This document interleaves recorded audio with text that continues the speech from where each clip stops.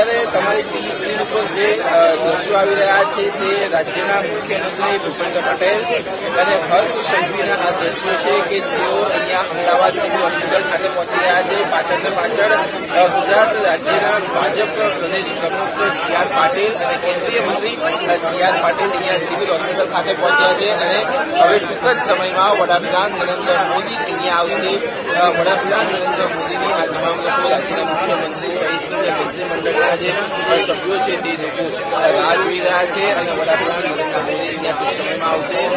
રાજ્યના પૂર્વ વડા વિકાસ સહાય પણ અહીંયા આવી રહ્યા છે. જે રીતના વાત કરીએ તો તમે જે